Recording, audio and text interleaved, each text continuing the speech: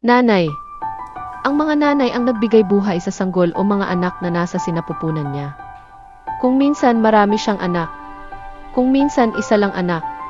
Maswerte na kung magkaanak ng 2, 3 o 4. Pero sa mga anak na yan, lahat ba sila ay ibinalik ang pagmamahal at pag-aaruga gayong ang nanay ay tumanda na?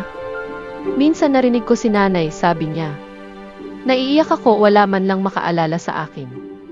Kahit birthday ko di nila ako binati sa rami kong anak, sa rami ng aking apo, subalit hindi ako nagkulang sa kanila. Naiiyak ako, ganun ba talaga kapag matanda na? Patanong niya pang sabi. Muling nagsalita ang nanay. Nasa dapit hapon na ang aking buhay.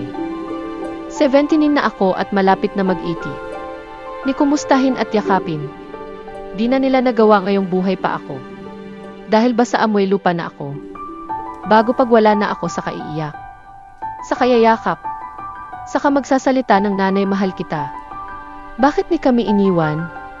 Sana pinaramdam at pinakita sa akin. Habang buhay pa ako. Ang hindi magbabago sa akin bilang nanay ninyong mga anak ay ang pagmamahal ko sa inyong lahat. Nagmamahal. Nanay. Pilipinas Cute Baby.